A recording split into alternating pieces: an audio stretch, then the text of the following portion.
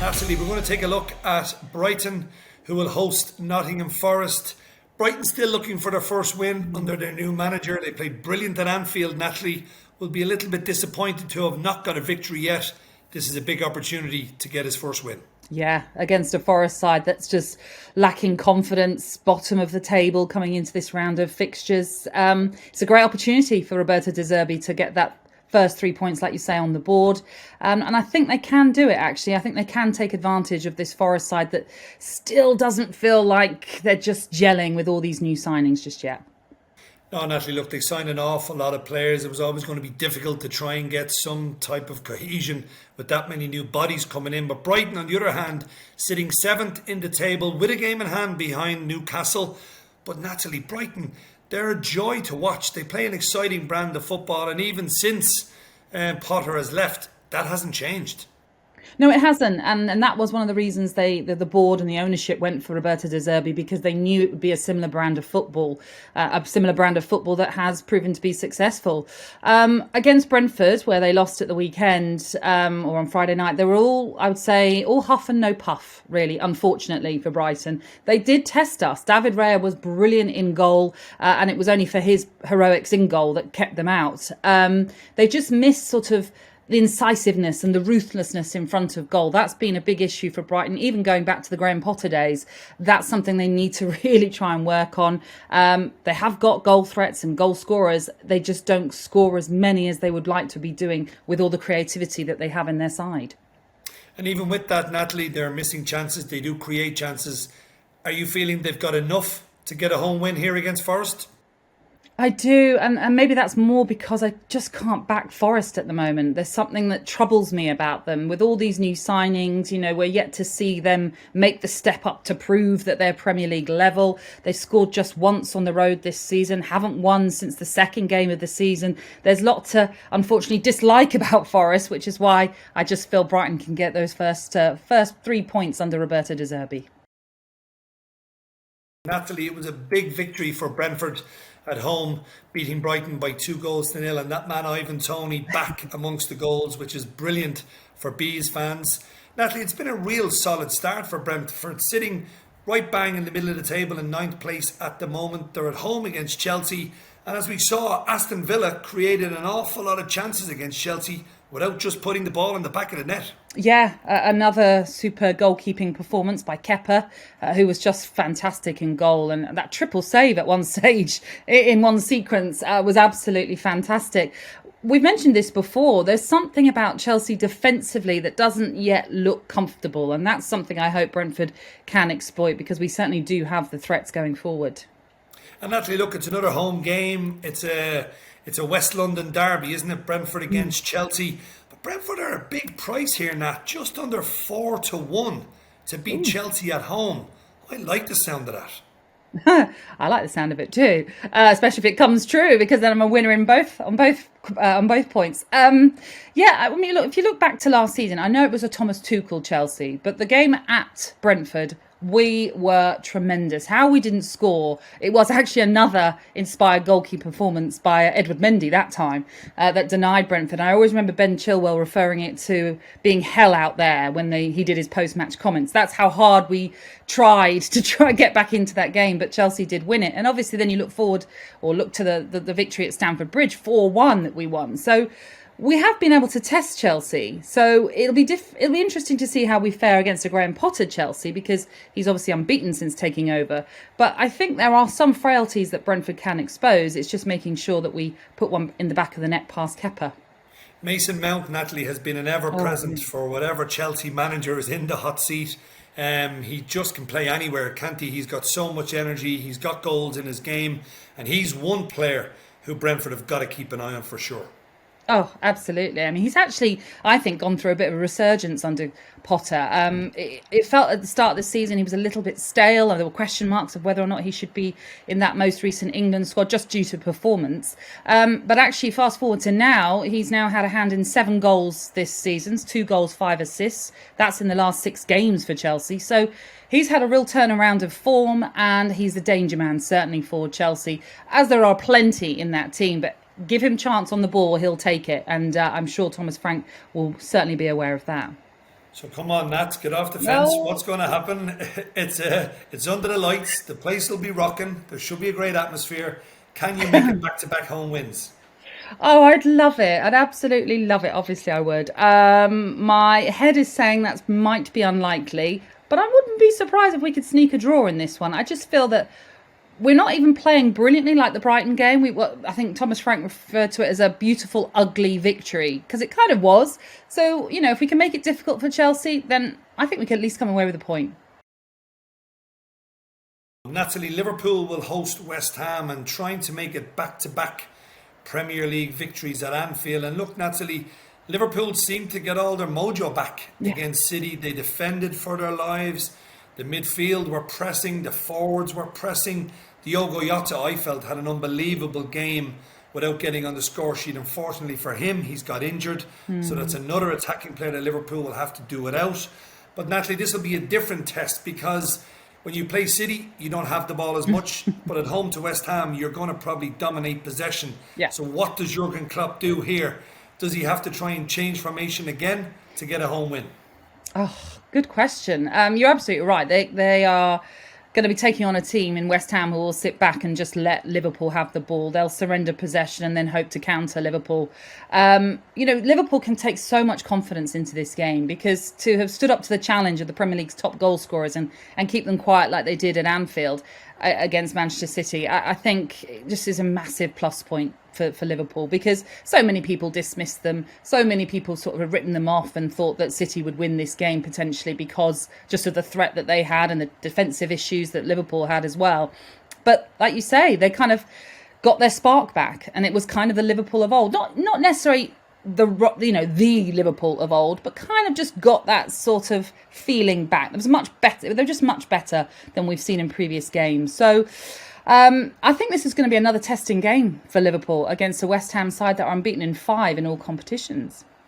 And Natalie, looking at two players, especially that kind of your star players, Virgil van Dijk and Mo Salah, it looked as if both of those men had a point to prove on Sunday. They really were at the top of their game. Salah looks like a new player.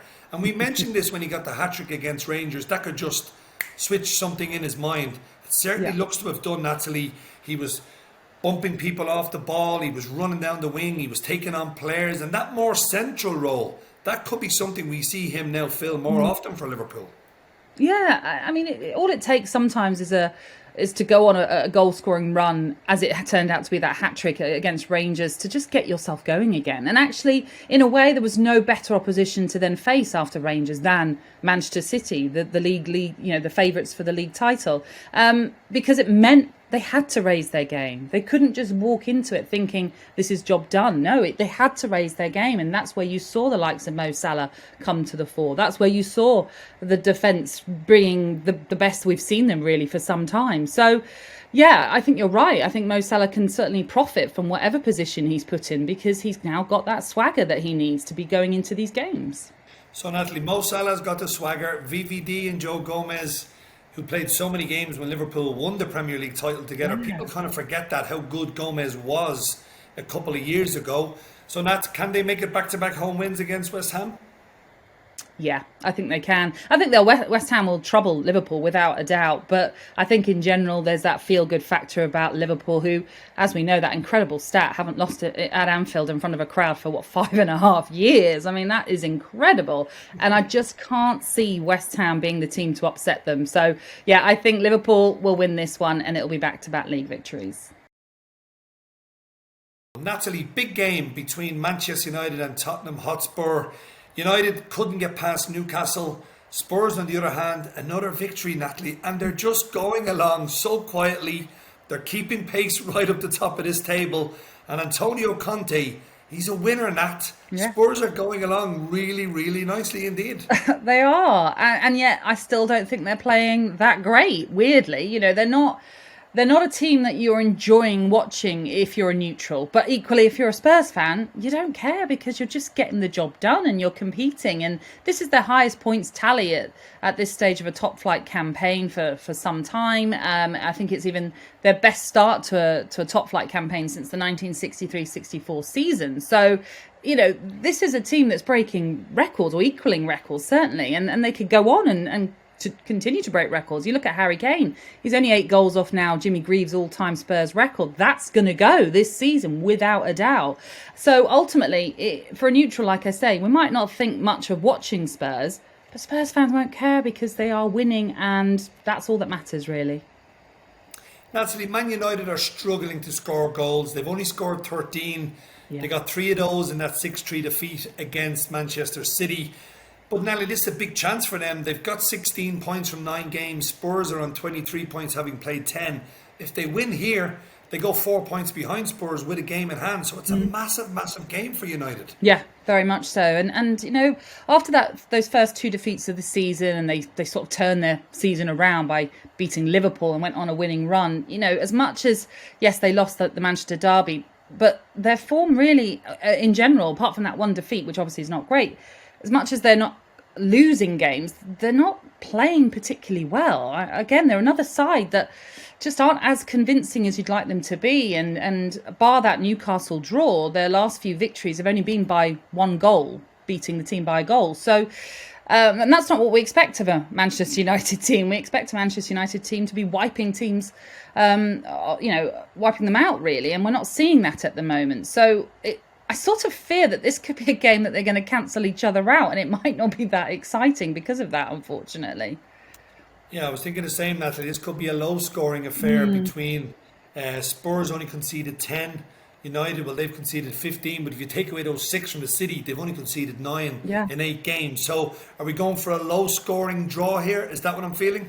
Yeah, I'm with you on that. There's just something I can't be convinced that this is going to be a goal fest. Having said that, it probably end up being that. But just based on the 2 performances in terms of form, I just can't see anything but a low-scoring draw, yeah. Natalie, Aston Villa will travel to West London to face Fulham. And look, there's a lot of pressure on Steven Gerrard at the moment. He made a big tactical decision, I felt, against Chelsea. He left out the 2 kind of number 10s in Coutinho and Buendia, and he went with a lot of pace on the wing. He Danny Ings down the middle. He got Ollie Watkins, and I think it was Leon Bailey on the right side. And Natalie, they created so many chances in that first half. Yeah. How Villa didn't score, I still don't know.